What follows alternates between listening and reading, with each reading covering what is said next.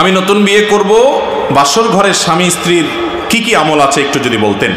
ভাইরা আমার, এই সম্পর্কে মাসনুন এবং মুস্তাহাব যে আমলগুলো আছে সেগুলো হলো যে একজন স্বামী বাসর ঘরে গিয়ে তার স্ত্রীর কপালে হাত রেখে দোয়া করবে, আল্লাহুম্মা ইন্নী আসআলুকা খায়রাহা ওয়া খায়রা মা জুবিলাত আলাইহি ওয়া আউযু বিকা মিন শাররিহা ওয়া শাররি মা জুবিলাত আলাইহি। অর্থাৎ আল্লাহ, এই ভদ্র মহিলা আপনারে বান্দি, তার ভিতরে যত কল্যাণ আছে সে কল্যাণগুলো আমি চাই, যত অকল্যাণ আছে সেটা থেকে আমি পানা চাই, এটা দোয়া করবেন। এরপরে ওযু করে 2 রাকাত নামাজ পড়বেন এবং স্ত্রী সেখানে পেছনে ইক্তেদা করবে, অর্থাৎ জামাতের সাথে পড়বেন।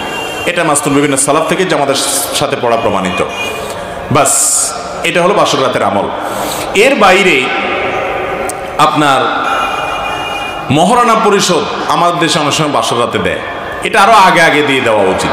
বাসর রাতে ইমোশনাল একটা সময় মহর ধরছে 10 লাখ টাকা, টাকা 10,000 নিয়ে বলতেছেন এটা এখন আপাতত রাখো, আল্লাহ বাঁচায় রাখলে কত টাকা হবে, আমি কয়দিন পর ইটালি চলে যাব, কত টাকা দিব তোমারে, এসব পাম্পটি দিয়া টিয়া ওই বেচারির এরপরে বলবে না তুমি দাবি ছাড়ছুনি।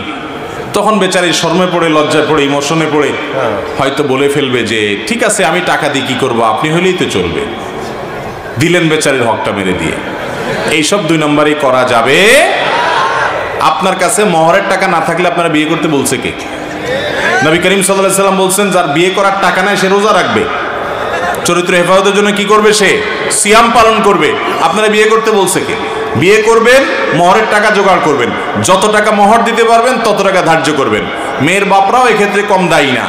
মহর ধরে 10 লাখ, 20 লাখ, 30 লাখ। যে ছেলের সাথে বিয়ে দিচ্ছেন আপনি নিজে জানেন সেই ছেলে 10,000 টাকা বেতনে চাকরি করে, তাহলে ওর কাছ থেকে 10 লাখ টাকা আপনি আশা করেন কেমনে? এগুলো মেয়ের বাপরা ধরে এজন্য যে যদি কখনো আমার মেয়েরে তালাক দিতে যায় যেন এই টাকার জন্য সে আটকা পড়ে যায়। তো বিয়ের আগে থেকেই যদি আপনার নেগেটিভ চিন্তা হয় সংসার টিকবে কেমনে? যত মুরব্বী চাচারা আছে জিজ্ঞেস করেন ওনাদের বিয়ের মহর কত ছিল, 200, 400, 50, 10, 5 টাকা। মানে সেই যুগের 5 টাকার দাম বেশি বুঝলাম, তাই বলে অনেক টাকা ছিল না, কিন্তু তাদের বিয়েগুলো সব এমন টিকা টিকছে, ভালোবাসাগুলোর সব সুপারগুলো আঠার মতো।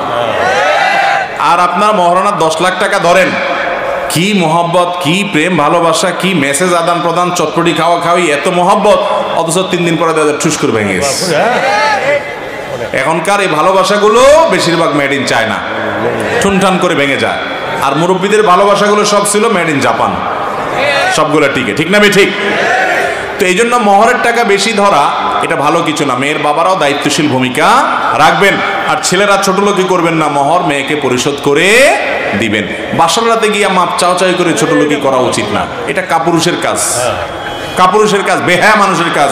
বউয়ের পাও ধরে মাপ চাইতেছেন বাসর রাতে, মিয়া জীবনের প্রথম সাক্ষাৎ তখনই দেয়া মাপ চাওয়া ধরছেন, এগুলা উচিত না। বাঘের বাচ্চার মতো আগে আগে মহরের টাকা পরিশোধ করে দিবেন। মহরের টাকা পরিশোধ করে আবার পিছু পিছু গুড়গুড় করে না, আমার হাওলাত দাও, এই কাম আবার করা যাবে? তার টাকা তারে দিয়া স্বাধীনতা দিয়ে দিবেন, এই টাকা তুমি কি করবা তুমি জানো, তোমার মা বাপকে দাও, তোমার ভাই বোনকে দাও, তুমি দান সদকা করো, রাইখা দাও, তোমার যা মনে চায় তা করো, কোনো সে রাখবা না। আমাদের সমাজে মেয়েরা যে কত নির্যাতিত, অনেক পুরুষ আছে শুধুমাত্র বউরে নির্যাতন করার কারণে জাহান্নামে যাওয়ার জন্য যথেষ্ট, অনেক শ্বশুর শাশুড়ি আছে পুত্রবধূকে নির্যাতনের কারণে জাহান্নামে যাওয়ার জন্য যথেষ্ট।